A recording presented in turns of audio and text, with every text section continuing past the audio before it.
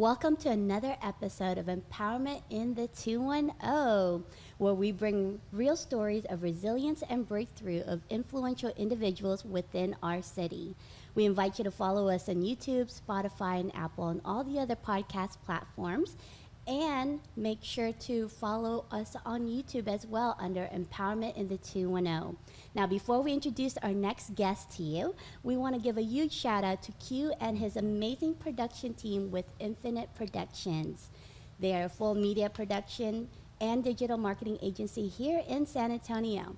When you're ready to level up your podcast game, make sure to give them a call at 210-776-3200. And today on the Empowerment the 2-0, we have a special guest, Justin Governale. Justin Governale hails from Laredo, Texas. He was on season 15 of Naked and Afraid. He's a former Marine Scout sniper who was awarded a Purple Heart for doing his military service. Now he's a stand-up comic and MMA fighter. He also has a black belt in Jiu-Jitsu, and he's involved with local groups here in San Antonio, including Big Brothers Big Sisters of America, Rescue Pets Serving Vets, and God's Dogs Rescue. Welcome to Empowerment in the 210. What up? And man, you have an incredible story, and it's an honor. And Genevieve and I are so grateful to have you on our show today. I was thinking before the show started how you and I met, and I'm like trying to go back, and I think we met at like this restaurant in the summertime, and you were doing some service work out in this like 110-degree weather, and I was like, this dude's an animal out there, but he's has wow, this. that was a long time ago. It was. Are you talking about when I was they would serve, it was like a beer spot here, right? It was. Yeah. Man, that's crazy. I thought we met on socials. You met me one time then. That was like I did, and we connected, and I started to follow your journey, and I started to really like, man, this guy has an amazing story, and I've been watching your journey, and that's, you know, when we were discussing an upcoming guest, like you fit exactly what we're looking for to have you on our podcast. Appreciate it, man. Thank you for joining us today. Yeah. Super normal now, you know? Yeah, super normal. Normal dude. Just a normal guy. This really cool background, really just, I mean, dude, you can do it all, man. Like you were a scout sniper, MMA fighter, stand-up comedian. You were on the show Naked and Afraid. Like, you're a man of like many, many traits, and it's incredible what you're doing. Yeah, man, you just gotta say yes to opportunity, right? I feel like there's small little things that happen in these small windows, and if you wait too long, you miss your shot, right? It sounds so cliche, so generic, but I feel like if you outweigh the pros and the cons, and the pros are a bunch of good things and the cons are not a lot, it's like, do it. You know, it's like you have to ask yourself, like, is this gonna hurt me if I go on Naked and Afraid, or is it gonna help me? And you're like, all right. And so you just keep saying yes, you know. And I even randomly, whatever, I was gonna get on a challenge for Mr. Beast, right? Was one of the things. Yeah. They contacted me because I know someone that works on their team, etc. And they reached out to me, and it's so funny. They were like, hey, do you want to take this challenge? You know, you're gonna have to quit your job, but you're gonna compete for like quite a bit of it. And I was like, well, how much? And they're like, we can't really tell you. Are you open to this or not? And I was like, well, okay, hold on, let me think about this. And they're like, okay, you have till the morning. I'm like, okay. And it was funny because when I said yes, you know, they had interviewed other people, and then they came back a day later and they're like, hey, listen, we're just gonna rip the Band-Aid off. We've decided to move another direction. And like, small learning lesson, because dude, that would have been super cool. But small learning lesson is I always say yes, and I jump, and I don't think too much. I don't weigh everything out. I'm just like, yes, and then you figure it out. And that was one of the instances where I paused and I waited, and you know, and they're like, we'll keep you in our database. I'm like, oh, sure, maybe not, right? Yeah. But the fact that I waited, you know, you can shoulda, woulda, coulda, like shoulda, woulda, coulda all day, but I don't know, man. I should have just jumped on it. And I've done the same thing with like fights, right? Like I lost a fight one time. I was losing the first round. Second round, I came back.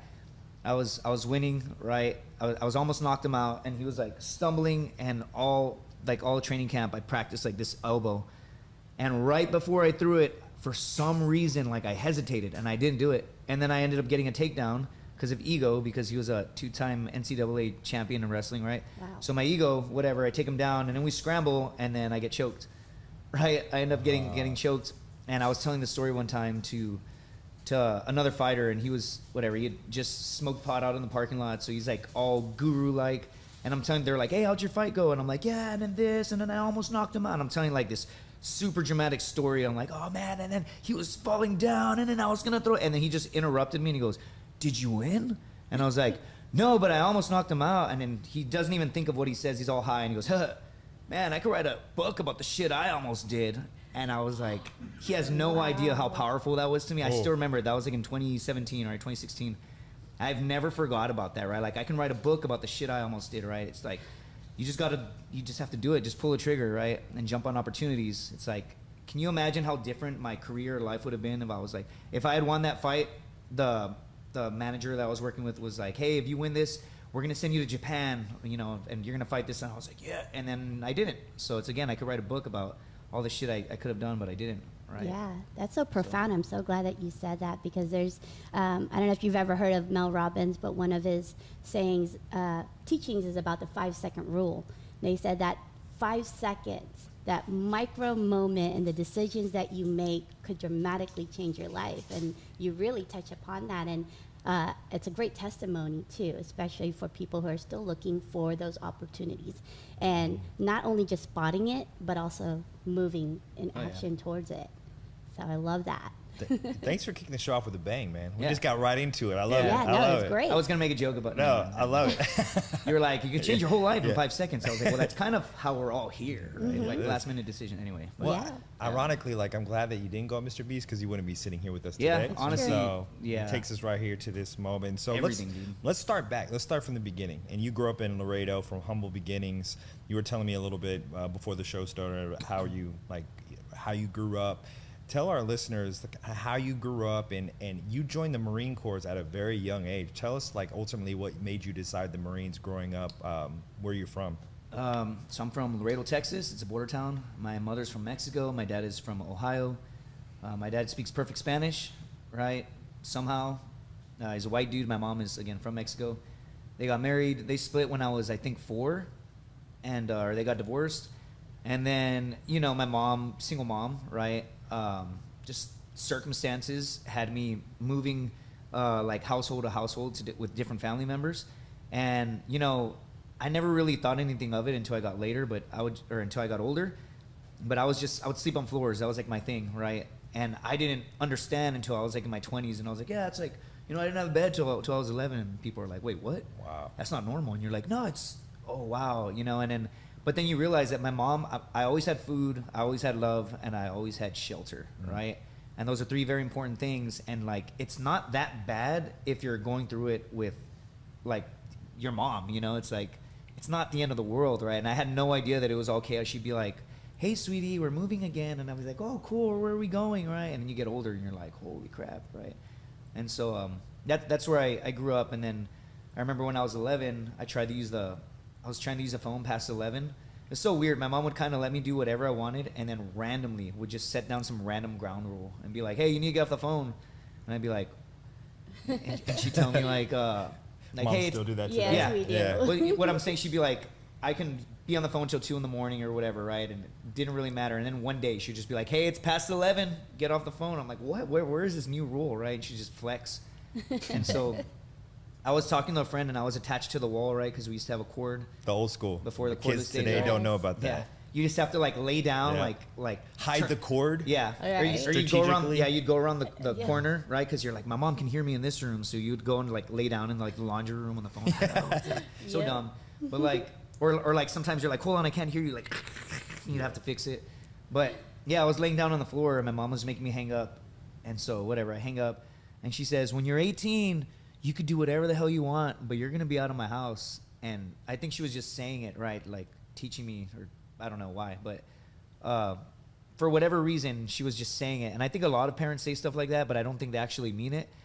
And so I remember telling her, like, oh yeah, well, I'll be gone. And she started laughing, and she says, like, in Spanish, like, ni sabes cómo limpiar tu cola, right? Or like, you don't even know how to wipe your butt, right? She's like, I see, like, ¿dónde vas a ir? Where are you gonna go, right? And I'm like, so I was like, I'm gonna join the military. And she's like, what branch? And I'm like, the Marines. And she just started laughing. Justin, you're not gonna, okay, sweetie, okay.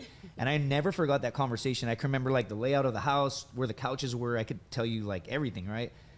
And I the address, 100 East Aroa, apartment number 470. I still remember everything, right? Wow. They don't, nobody, I don't know, anyway. I don't know who lives there now. Don't go there. Anyway, but yeah, I made the decision. And then when I was 16 when September 11th happened.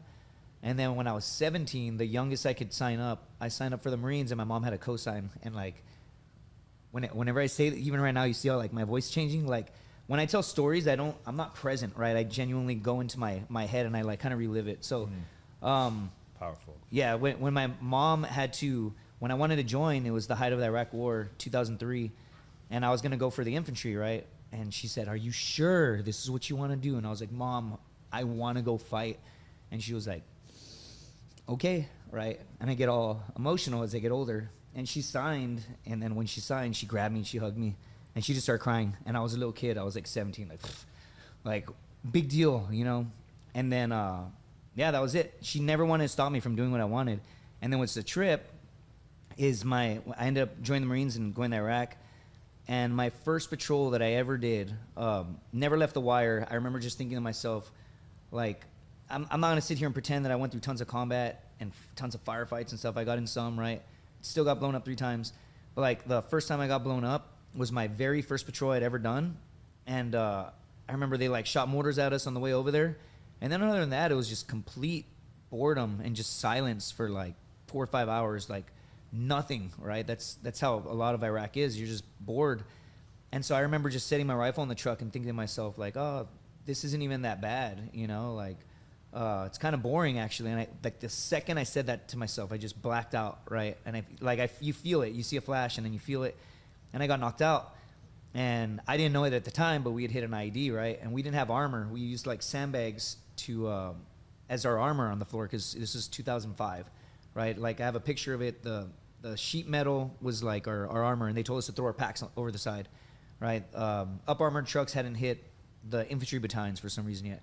And so, yeah, the reason why I get emotional about that story with my mom is because when I was unconscious, that memory popped into my head. I was like, I could smell and I can hear people like making noises, but my body wasn't moving, and I just saw black. And then I started thinking to myself, like, man, am I dead? Like, oh, this isn't that bad. You know, it doesn't hurt to die. And I'm like, oh man, my mom's gonna be really sad. And then I remembered that moment, right? And yeah, it's a trip. Yeah. So. And this is me processing it as a man, right? I'm 38 now. And so it's interesting, right? Because like 10 years ago, I'd have been like, yeah, this and that, you know. But then you get older, and then you see, you know, your mom's getting gray hair, and you're just like, man, this woman, like, we've been through it. We stepped on floors growing up, but like she was always there, right? Even now, she responds to every single one of my Instagram stories, right? It could be whatever, and she puts a heart eyes to everything, and I just put a She's heart your eye. number one supporter. Yeah. I actually interviewed for the FBI one time. You're not supposed to talk about it, but I'm not moving forward with it. I don't really care anymore. But they asked me the question. I was dressed up all nice, and this was in one of the phases. I won't say which phase, but they were interviewing me, and they said, "What does your mom think about joining the FBI, Mr. Governale?" And I'm like, my mom, I can be a serial killer, and my mom would think that I was the best serial killer that ever lived. And then she just looked at me super serious, and she's like, "Now's not the time to be joking with the FBI, Mr. Governale." And I was like, I understand. And then I curved my entire tone, right? And I was like, no, A, B, and C. And then they advanced me, right? But it's not what I want to do anymore. But it's true. yeah, your mom has that specific covering. yeah. Over Anything I do, you. she supported me. Even like after a fight, if I got knocked out, I was all sad. First person I'd call was my mom. I'd be in California. And I'd be like all sad walking around, and I'd be like, "Mom, I got knocked out." And she's like, well, are you okay? I'm like, "Yeah." She's like, "Pues ni modo, Justin. You just need to work harder." And I would just smile like hell yeah, dude. And these are the words that you carry and the memories. Yeah. Too. These are the core memories Just like, suck that it up, make a dude. difference. Yes. So do you constantly hear, you know, for me, I hear that my mom, she's Filipino, so she's got that thick accent that if I'm, you know, she's like, "Are you sure about that? Are you, you know," I can't even try to do her accent, but she's like, "Are you sure you want to do that?" And that's all she needs to say. And then I'm reminded, like, okay, maybe I shouldn't, because I have my mom's voice in the back of my head. My mom used to tell me, this is kind of funny. I'm actually colorblind. I was a sniper in the Marine Corps all by accident. You cannot be colorblind, and that's another story. But like, my mom used to let me dress myself when I was a kid, and I didn't know I was colorblind until 7th grade. And her logic, because single mother, she would say, hey, pick out what you're going to wear. And I would look, and I'll pick like a collared shirt and like windbreakers, and then I'd wear like boots, right? Because I thought it was cool, right? And my mom would just laugh and be like, that's what you're going to wear to school? And she would always say growing up, I'm not going to be there to hold your hand, Justin, your whole life. One day I'm not going to be here. And I'd be like, ugh, that hurts now, right? As I get older. But she would say that to me constantly growing up. And I feel like I'm so independent because of that.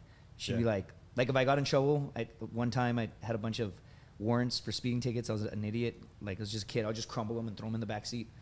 And she got like 11 warrants in the mail. And she was like, ven para acá. Like, what got you? And she was all mad at me. And I was like, mom, right? And she's like, I'm not paying for those. I'm not bailing you out of jail. And then joined the Marine Corps, and they cleared them. And then I've gotten like 2 speeding tickets since, right? But point being, a lot of the reason why I just do like Naked and Afraid or Scout Snipe, like, it was because of how I was brought up. You know, it was just like through adversity, right? You're sleeping on the floor.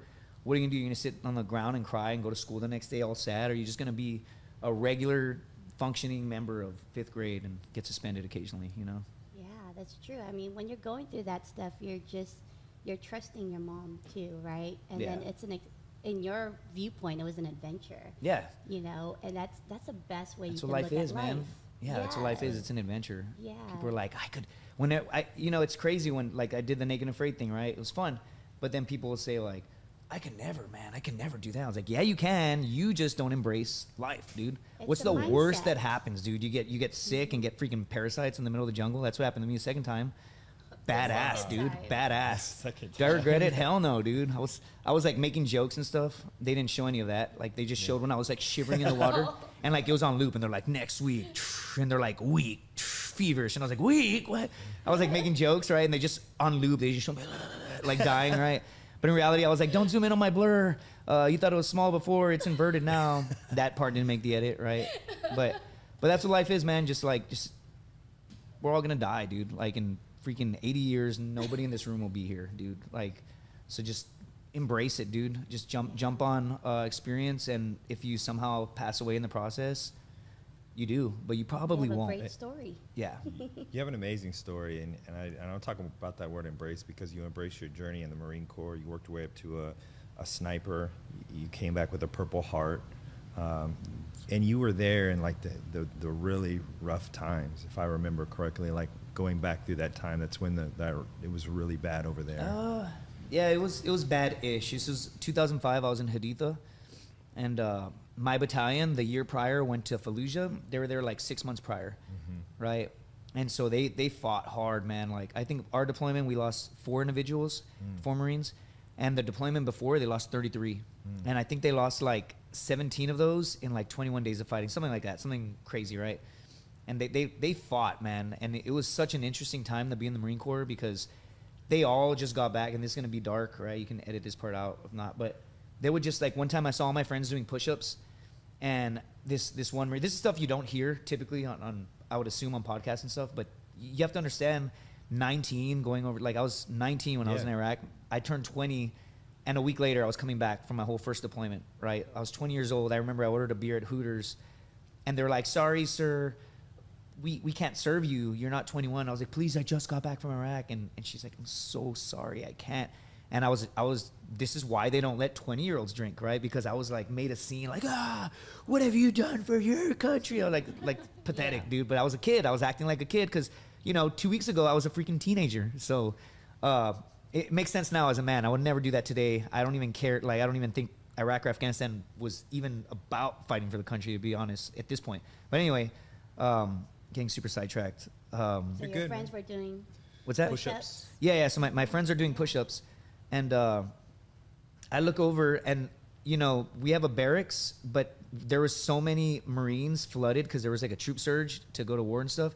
They didn't have a spot for all the Marines to live, so they put us in this old squad bay, and it used to say demo, like demolition, like demolish this building, and it was filthy, dude. But they made us live in there, right? Like that's another, that can have a whole conversation on how disgusting it was. But like, people would flush the toilets, and there was like a moat that went around the building. It was like, we don't know what it was there for, and it would flood with sewage. And every morning they'd be like, better clean all this up, and it would kind of go away, and it was ridiculous. But so we lived in these buildings, and there was no getting away from these Marines that like went through Fallujah. So it was like we all lived together, and I see my friends doing push-ups, and it's probably like 9 p.m. and there's no escaping our seniors. So I remember they're all doing push-ups, and they said, "Hey, Governale, come here." And all my friends are doing push-ups, and they go, "If you were given orders to kill a family, would you kill a family, Governale?" And I looked around at all my friends, and I see them doing push-ups, and I'm like, I feel like if I say the wrong answer, I'm going to do push-ups. So I was just like, "Yes, Lance Corporal." And he's like, "That's why I like you, Governale. Get away from me." And I was like, "All right, Lance Corporal." And I run off. And then he asked someone else, and they said no. So they add him to the pile, and they're all doing push-ups. I guess he was kind of projecting because he was drunk. And then like a couple hours had passed, and the dude's walking around with like a bottle of Jack Daniels, and he's sobbing like a baby, like actually sobbing. And he's like, would you kill him? Like, you know, and then everyone's like, hey, and I'm not gonna say his name, but they said his name, and they're like, go to bed, man, go to bed. And then he wakes up in the morning, he's like, man, what happened last night? And all of us are like, holy crap. So that was the Marine Corps era that I was in, right? It's like, again, to lose 33 individuals in a 7-month deployment. I wasn't on that deployment, but that's when I was in the Marine Corps. It was kind of chaotic at that time, right? And it's in a weird way, it was kind of cool to experience that. Again, like you have these stories, and it's part of the journey, you know. Man, so you did your deployments over there, and then you did three deployments. I did 2 to Iraq, and then I worked in Afghanistan as a contractor for like 2 years. Okay, and so you were working as a contractor in Iraq for 2 years. In Afghanistan, I'm sorry, correct? In Afghanistan, like just shy of 2 years, but yeah, 2 about years. 2 years. And you had this moment. You were telling me before the show on like your next career move. You had just, I mean, you gave to our country, and you're having this realization of like, you know, life. And where did that next journey take you? Man, I booked a one-way ticket to Thailand, right? And I had a phone call with my dad. I had a couple variables in this. One of them was that being a contractor in Afghanistan, it's pretty boring. I feel like Marines get out and they just want to chase this like adrenaline high. You think you're going to be fighting, and you know, if anything, there was like a car bomb occasionally, but our job was to protect the U.S. Embassy, right, in Kabul. So there was a car bomb. It would be right outside the gate, and it was typically the Afghans that would get killed. It was like the Afghan perimeter, our perimeter, and then it was like a gate, and then it was Marines guarding the inside, and then us helping out, right? I was a DDM, a designated defensive marksman, kind of like a civilian term for sniper. But what am I going to do, like, with one round, right, when you have a machine gun next to me? Shoot the same trajectory, right? Like, you shooting... Anyway, that's a whole other thing. But you're chasing that high, and I wasn't really fulfilling that high. I was like, dude, we're not even really fighting out here. I'm pretty bored. I just be on a rooftop, you know, many hours of the day. And so I had talked to one guy that was about my dad's age that I worked with, and I was like, hey man, I'm saving up. I think I'm gonna buy a house. I had like 80 grand in the bank for like a 24-year-old. That's kind of a lot of money, right? And so I'm like, I'm saving up for a house. And then this one older gentleman was like, dude, you have the rest of your life to get a house, because I had been flirting with the idea of fighting. And so he said, I've had 3 houses. I've lost 2 houses in marriages. I promise you, you can always get another house. Don't buy a house, kid. You want to fight, travel the world and go fight, because you're not going to be able to do it. So I thought about that.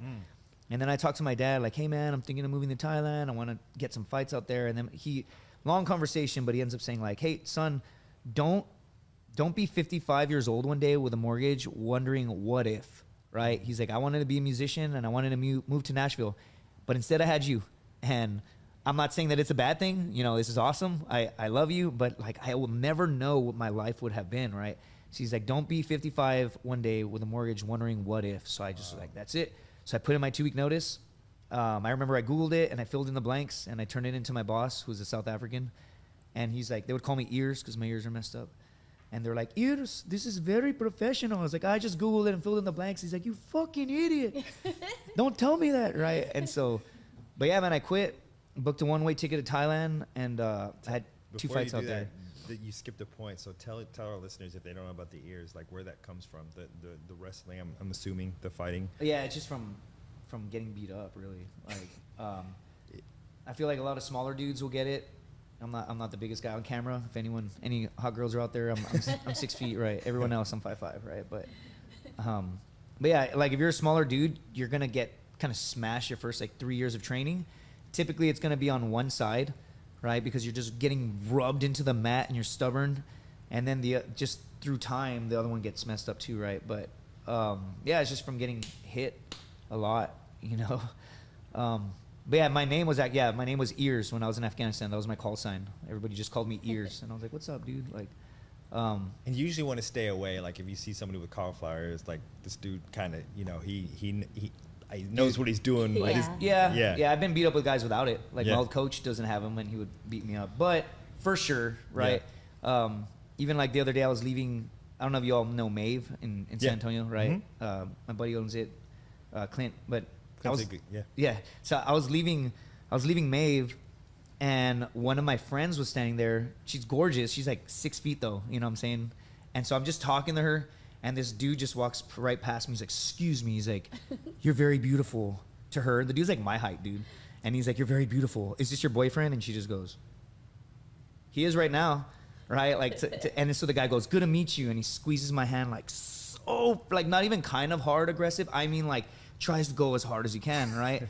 Dude, the whole thing with jiu-jitsu is it's grips. It's all about grip fighting. Like I can tell if there's one thing I'm confident in life, right? It's that I have really strong grips, right? And it's from being a black belt in jiu-jitsu. So he tries to squeeze my hand real hard, and I'm like, oh, okay, I'm not gonna let this chubby short dude, right, do this to me. And so I just like, as hard as I can, shake his hand. I mean, I'm all chill, right? "Hey, good to meet you, man."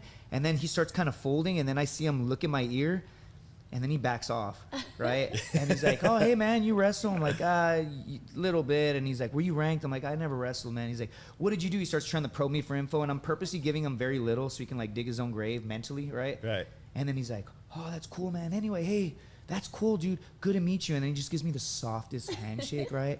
And in my head, I feel like I would have had more respect for him if he would have like taken his shirt off and had his friend hold him back, like, you know. But just the fact that he just folded with just a handshake, I mean, I'll take it, right? I got the end result. Saw the power of the grip. But I don't want to fight some random dude on the street, you know. But it was kind of cool to like see him like look at my ear and the 17 years of training and be like, "I'm gonna bow out." And I was like, hell yeah, bro. Like finally, it paid off. That's all right? you had to do. So next time, just move your ear back. Nah, I'm genuinely like, I have no desire to fight, right? Outside of getting paid for it. Like, why, dude? Yeah. You know, it's like some scrub. They're drinking. They're out of shape. What do you gain other than probably a charge against you, right? An assault charge if you do something wrong, and then in court they're gonna be like, "You were a black belt in jiu-jitsu. You know better," right? So I just rather avoid it and just shake his hand real hard, you know. And then I hopped on my scooter. I was like, "What a weenie," right? And I hopped on my scooter and scooter home. Yeah, man.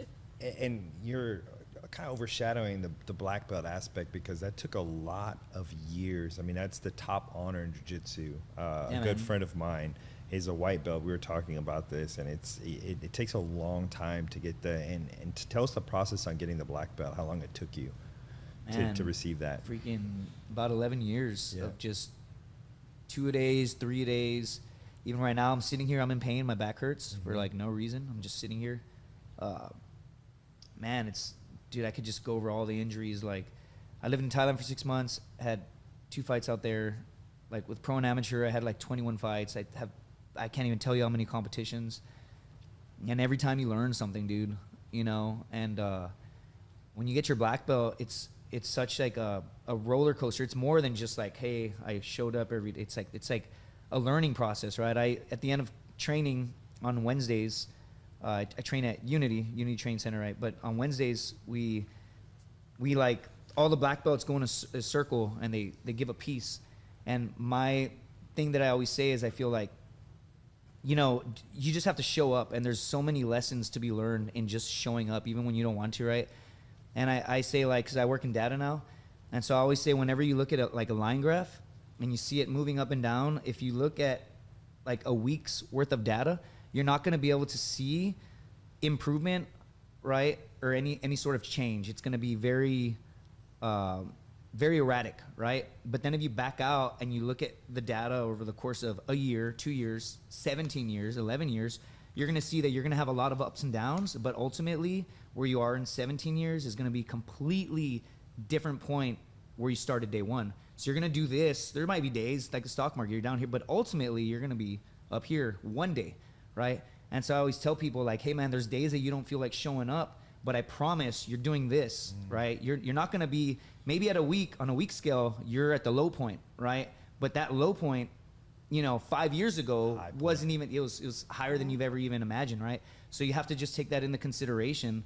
And I feel like that's life in general. When you have a goal, that's life, man. Life is That's a is life ups and lesson downs. you're That's telling our listeners right now, man. And so how did I learn that? I learned that through jiu-jitsu. I've had days when I just felt great, dude. I went in there and I just got beat up by people who have no business beating me up. And then even when I started, man, I was 21, just got done with my second deployment to Iraq. I was a scout sniper in my mind. I was just like Billy Badass, right? And they paired me up with some kid, Bobby Morales, right? He was like 15 at the time or 14. He would talk like this, hey, man, you want to go? He'd been training since he was like 4 years old, right? He was also like ranked in state for wrestling, had MMA fights and all this. So I was like, yeah, shake his hand. He's a kid, right? And he just proceeds to beat me up nonstop. He's like lifting me in the air, slamming me. And I'm like, at this point, I'm like, I don't even care that you're a kid. Like, I'm going for blood. And it didn't matter what I did. This kid just kept beating me up. And so I remember I'm like, hey, and he's like, hey, thanks for the room, man. Like, and I got in my car or my truck. Of course, I had a truck, right? Because I was a Marine and it was all lifted and stuff, right? Ridiculous. Right? I'm 5'5", dude. I had this lifted truck, right? But Marine Corps, dude. Yeah, Semper Fi. And so, yeah, I had like 24% interest on it, but anyway. So, like, I'm driving back to base. One thing I like you is you're very precise in your details. Yeah. Man. You're very detail oriented. I just tell people I'm autistic, dude. Yeah, I get you. And they have to agree with everything I say. I could be offensive, and I'm like, I'm autistic, man. They're like, oh, my bad, brother. And I'm like, build the wall. Like, no, I'm just kidding. I'm kidding. I'm going into comedy now. Anyway, so yeah, but I'm like driving home with my radio off, and I realized, because it was a 45-minute back to base, 45-minute drive, and I start realizing that like I'm almost home and I haven't even bothered to turn on the radio because I'm just quiet that this kid just like he just whooped me, right? Yeah. For an entire hour. Not just him, but everybody just beat me up.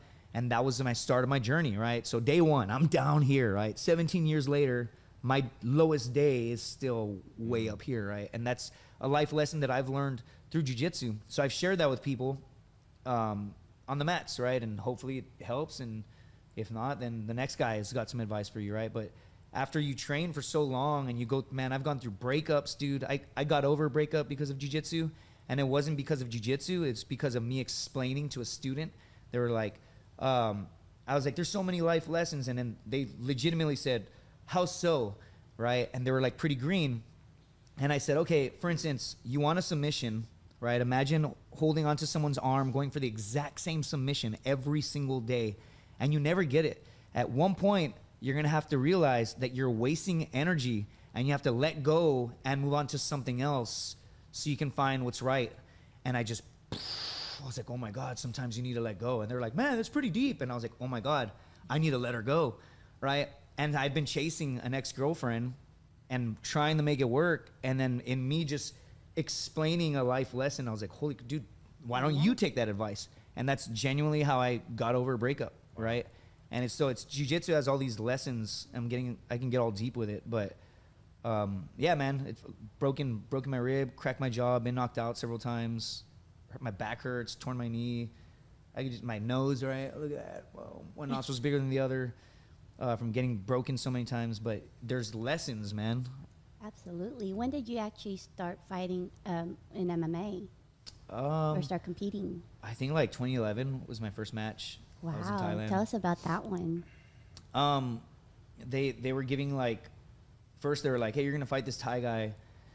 He's got like they were like, oh, he's got 20 fights, man. And I'm like, oh, dude, I have no fights. I'm kind of nervous. And they're like, you're good, 20. And then they're like, hey, man, he's got like 60. All right. And I'm like, dude, I'm kind of freaking out. And I'm in the back and I'm warming up. And right before I went out to fight, my coach, they asked him to be an announcer. So he walks up to me. He's like, hey, Governale, dude, they want me to be an announcer. I'm sorry. Here's this other black belt. I know he's one of my best friends. I told him the game plan. And I'm like, dude, what? So now I'm getting cornered by a guy I've never met. And he comes over. He's like, hey, what's up? I'm Adam. Adam Cayun is his name. But yeah, Ray Elby, Magical Ray Elby. He's actually with Cyborg right now, the fighter, the chick fighter.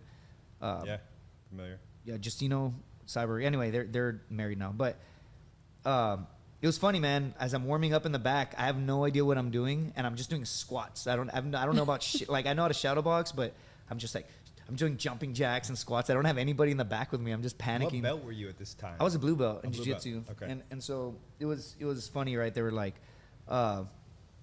yeah, I hear my opponent, they're announcing him first, and they're like, his name is, I can't even pronounce his name. It's really hard to say. But they're like, formerly ranked number 7 at the Rajaman Stadium here in Bangkok with over 160 professional Muay Thai bouts. And I'm like, dude, what? And so I'm terrified, and I go out there. It was an amateur fight, and you know, we stood up for a little bit, and he slipped, and he fell down when he tried to kick me, and I just freaking ran up to him, and I choked him, right? He stood up. He didn't know a ton of jiu-jitsu, so he stood up, and I choked him, and I was like, holy crap, I did it. And then, wow. And then after, he like walked up to me, and he like went to go get his beers, and he's like, and he didn't speak any English, and I was like, shh, and I was like, dude, what a moment. what's up, man? Wow. Like, and then awesome. and then we had a beer, and then we got in the elevator, and we're in the elevator together. It was like his family, and then it was just like just me, and I was like, everybody's super cool, right? And I'm like, oh wow, fighting is not like you see on TV of these guys just Right. hating each other, right? And that was like my first lesson of respect of like many to come. You know? just took me back to like a Jean-Claude Van Damme movie, back when he's like fighting playing Bloodsport, where he goes, he's fighting the Thai fight. I don't know if you've seen that movie, but the reference I just got was like, that's crazy that your coach like jumps from being your coach to the announcer. You're just by yourself, and then you beat the guy. You go down the elevator and have beers with him and his family. Like, There's also another dude. His name is John Castaneda, right? They call him Sexy Mexi, right? He's in the UFC. It's funny, but like, dude, he's so cool, dude.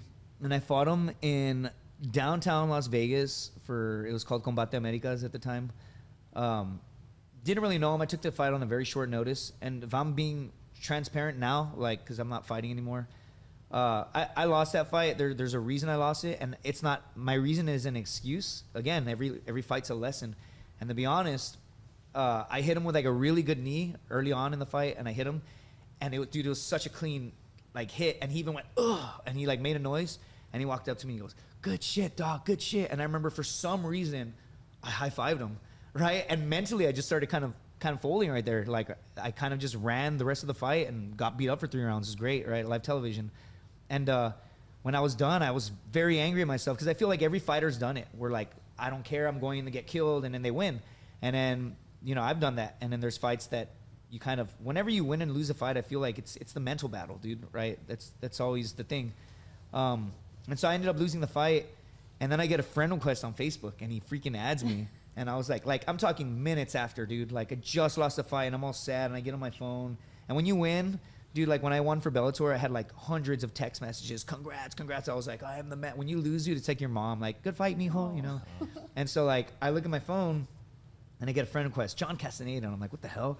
So I add him, and he's like, thanks for the fight, bro. And I'm like, you too. And he's like, let's get a beer, LOL. And I was like, is this it? So I'm like, okay. And he's like, lobby, 15 minutes. I'm like, okay. I go, dude. I go with my coach, and my coach is like, hey, I'm going to go just to make sure, because sometimes shit gets weird. And so my coach literally hangs out in the back just to make sure nothing happens, but he's chilling, letting us just be men and talk. And he shows up alone. And we just have a beer, man. And we just starting to get to know each other. He's like, hey, so where are you from? You know, we start talking. And then before we leave, he's like, man, you're a cool motherfucker, man. And he's like, I wish I met you outside of the ring. You know, I'm like, yeah, man, you too. He's like, hey, man, good luck with everything. And then we got a cheers, and we got a beer. I had like stitches in my face, right? And we took a photo, and then that was it. Now the guy's on a tear in the UFC, just killing it, you know. Wow. But that's fighting, man. Yeah. You know, it's like, it's never personal, right? And I've had fights that I won, and taking that experience from getting beat up, they're all sad and down, and they're talking shit before the fight, you know. And then after the fight, they're all sad, and they look up at you, and they put their hand out, and you're like, been there, brother. It's all good. It's all love, and unless if you're like Strickland, who's a complete psychopath, right? Like, those people are like genuinely crazy. Yeah. But yeah, man. So you have this MMA career. How did you get into comedy, man? Like you Marine Corps, MMA. Like, tell our listeners how you got into, because you perform at the LO comedy show here locally in San Antonio. You perform all over. How'd you get into comedy? How'd that? I mean, you seem like a really funny guy as it is, so I'm sure it wasn't hard for you. But how'd you actually get into performing at shows? I got invited by a friend that I was in high school with to like do a show. And she's like, hey, we just need to, it's fake, but you're going to be like on a podcast. We're not even recording it, but it's like a live, it's a fake podcast. And I was like, okay. And I remember I got kind of a good feeling from just being down in that, in that basement and just kind of messing around, and people were laughing. I'm all right, cool, we're done. And they were like, hey, we do shows here every Friday. So I showed up the next week and I saw this comic. One was Dallas Van and the other one was George Anthony. But that dude, George Anthony, I follow him on Instagram, and he follows me back, and he sees that I do all these things in life, and he's like, hey, man, you want to do a podcast? I'm like, sure. I hop on. And then after the podcast, he's like, hey, dude, you're pretty funny, man. You want to come to a creative writing session, right? And so I say, okay, cool, I'll go. And it's that mentality that you have. Yeah, I was like, why not? Say yes. I was like, why not? And so I showed up, and it's all these comics in a room, and you would get up on the stage, and you would not deliver your bits, you would give the premise. Hey, I'm thinking of telling the story, this and that, and comics just start shouting tags out. Oh, maybe say it like this, and then somebody will say something, and when everyone cracks up, that's your joke, it's your bit, so they would write it down. And so they're like, your turn. I'm like, what do I say? They're like, say a funny story. And it's kind of like one of the first bits that I ever did, but I talked about how like I served in the Marine Corps during Don't Ask, Don't Tell. And then I had said, you couldn't be gay and serve in the military, but pretty much the Marines is the gayest branch. And how like when the drill instructors would get mad at us, they would be like, you want to be gay? And they make us all get naked and throw us all in the shower and make us like squat up and down. And I remember being like, what the hell? Don't ask, don't tell. Like, this is literally the gayest thing I've ever done in my life, right? And so I kind of told that story, and they were like, hey, funny story. Okay, cool, 3 minutes on Friday. And I'm like, what? Wow. Sure. And so I showed up, and I got the light, and I ran the light by like 3 minutes. They only gave me 3 minutes, and I did an additional 3 minutes after, but I didn't know that when you get the light, you're supposed to get off stage. And so I just kept going and going. I was like, thank you, that's my time. And everyone's like clapping, and I'm like, oh, that felt pretty good. And then the chick running it, she's a local Tori Poole, right? And she ran up to me, and she's like, what the hell are you doing? You freaking ran the light. She starts getting mad at me. And I was like, oh, I didn't know. She's like, don't do it next week. And I'm like, next week? And boom, 5 years later, here I am still. Wow. I got a show tonight. I go on Sunday. I did one last night. I did one Wednesday. Wow, what's your inspiration for all your stories and your bits? Oh, just life, man. I've come to find out if you try and like say a bit that you're trying to be like funny or hacky, if you will, about, or creative, you're going to hear it or see it on the internet like a few months later. Because you're going to be like, yeah, I thought of that. It's like, dude, there's parallel thinking, A, B, it's not real, right? So just telling actual stories that cannot be replicated, right? Authentic. Yeah, you just tell your story, but you add tags in between, right? Yeah, it's a great way to share your story, too, at the same time. And, putting that humor twist to it, and learning how to laugh at yourself. A lot of people have difficulty in that area, but I think that's a great way to connect with people, and that's why and you're so good at it, especially with storytelling. You captivate the audience, so can't wait. We'll see what the comments say, dude. I know, we'll see the comments here after the show. I did Shane Gillis's podcast. I did his Patreon, and it was dope. I was all excited, and then I read the comments on Reddit, and everybody was just dude, it was so funny. We got done with the show. And then Matt was on there, the other host. I did it with him and Matt McCusker and William Montgomery.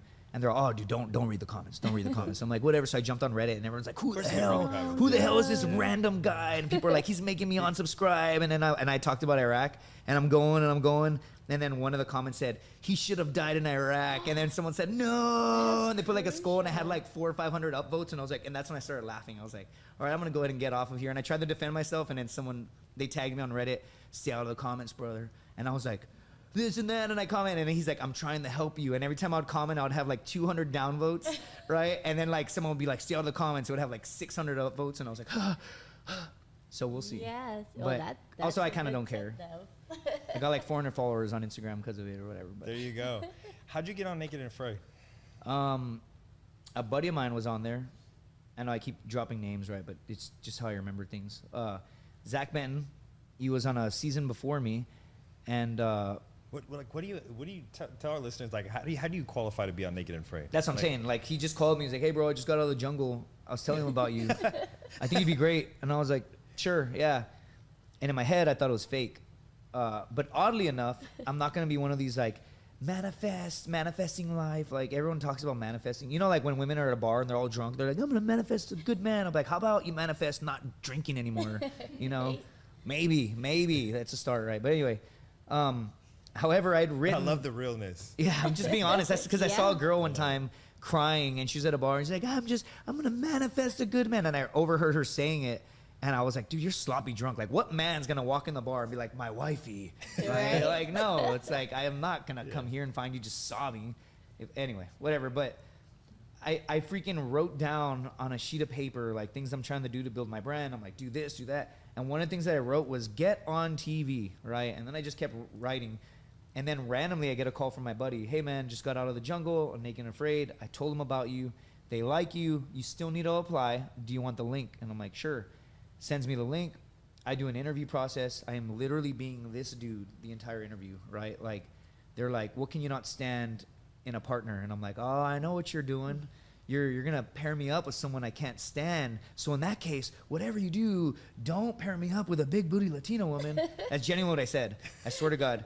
And nobody laughed. And they're like, we're being serious, Mr. Governale. And I was like, oh, okay. And then who I described, that's who they gave me. And so, yeah. But dude, I was just kind of messing around, just being me the whole interview. And then I hadn't even told work. And they sent me a message. And they're like, okay, cool, here's your flight. You know, I'm not gonna talk about too much about the details of how far in advance. Yeah. But they sent me a flight, and I'm like, holy crap, I haven't even told work yet.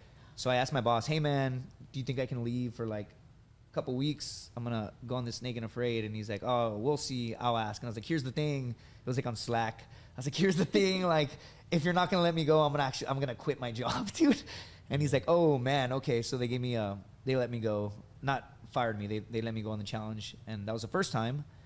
And then second time, I just got this new position at a new job, and dude, I just got there, and I was like, hey, they wanted me to go back, and my boss was like, sure, why not? And I got paid leave. It was dope, dude. Wow. That is. It was dope. So I got to double dip, and Was there a different theme when you had to go back for the second one?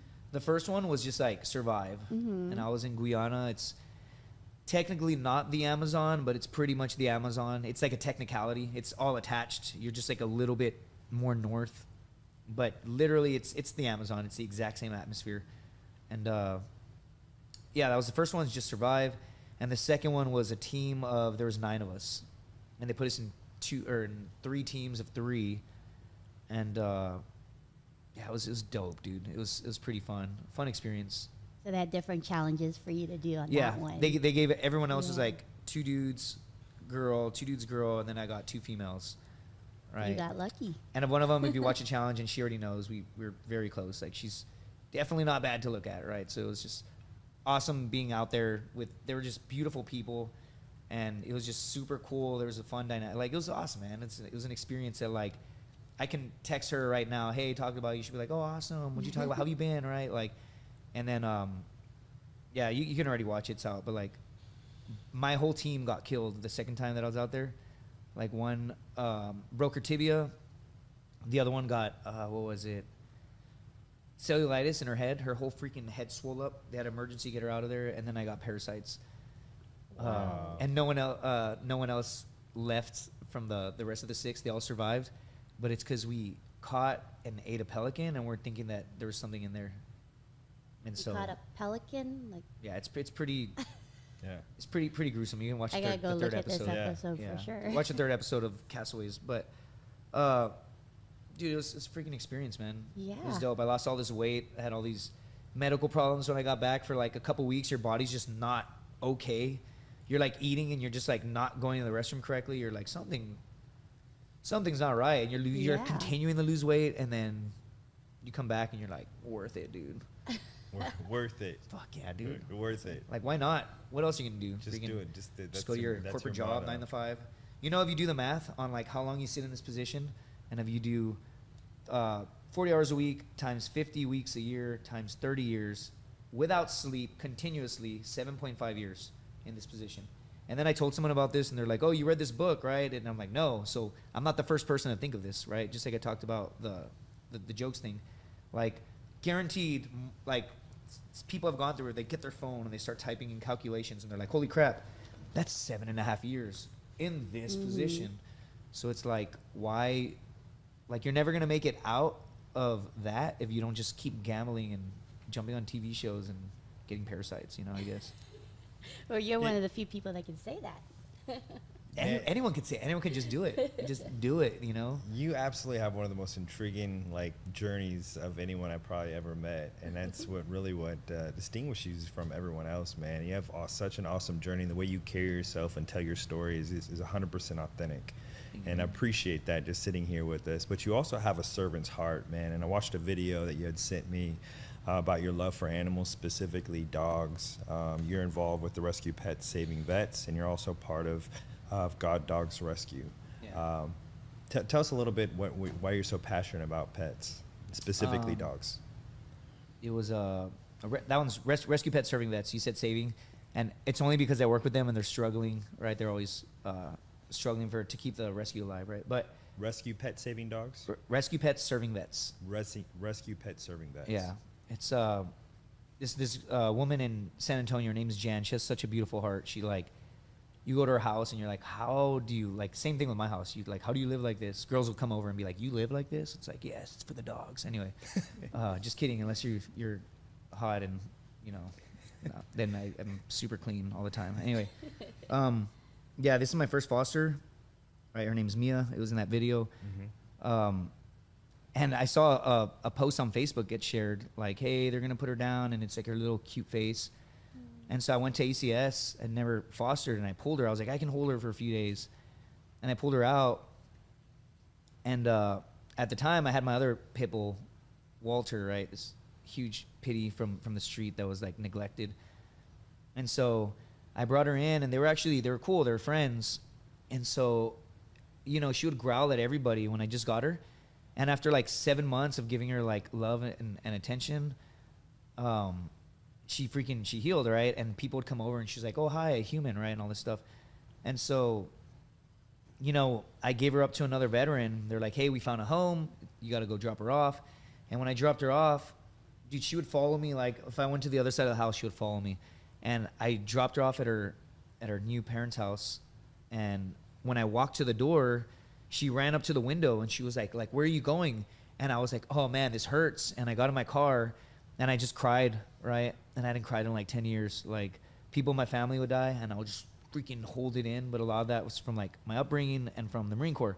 In the Marine Corps, dude, you don't cry. You don't cry. Like your friends died, deal with it in 10 years when you're having beers, dude. Like that's just how it is. And so I started crying and I was like in my car, like sobbing like a baby, like, ah, and I was like, wait, I think I'm crying for more than just the dog right now, you know? And so it's like she changed me as much as I changed her, right? And the dude calls me once every, I don't know, 4 or 5 months. And he's like, he'll be having beers and he's like, hey, brother, thanks for saving Mia, man. And I'm like, yeah, man. And he's like, dude, I love her so much. I can't imagine my life without her. I'm like, all right, hey, dude, it's midnight on a Wednesday. I need to go to bed, bro. But he'll call me in the daytime too, like not drinking. But that must be such a good feeling. It's right? dope, man. It's like, dude, whenever you rescue a dog, everyone's like, well, why do you only care about the dog and you care more than humans? I don't. I care about humans too, for sure. I feel like dogs have less of a voice because they're looked at as more of animals, but they still have a soul, right? Mm-hmm. And so when you give them to a family and that family and it becomes a part of that family, dude, you didn't just change the dog, you helped change that family. You gave them another family member, and they're all gonna learn and love and you know, cope or whatever it is that they're doing, bond over and with this dog, right? And so that's what I love about it. And I don't know, man, it's fun, dude. They know, like, you pull them out of the shelter and they're like shaking, and they're like looking at you, dude. I pull so many dogs out of the kill room because of these other organizations, right? The other one's called, what is it, Lucky Dogs Rescue. I think they're like in the East Coast. I think that's what they're called. They've called me so many times, hey brother, they're gonna put down this mom and her puppies. And I'm like, oh dude, I got some stuff to do as an emergency. Last contact, I can go. I got other stuff to do. He's like, cool. I told him he'll be there in an hour. I'm like, Jesus Christ, dude. Like, but it's kind of like they're desperate to save these animals. And then I'll pick up this mom and her litter, and I'll keep her in one of my bedrooms. And then they'll poop everywhere. And then he'll pick them up, and he'll find them a home, and they'll update you. And you're like, okay, cool. And then you clean the poop. And then someone else calls you, hey, man, can you take this dog? You're like, okay. So it's just, it's cool, man, you know. Yeah. And it's also dope when I sleep at night. I sleep with my cat and my 2 dogs, and then there's another dog that doesn't, for some reason, like sleeping on the bed. Yeah.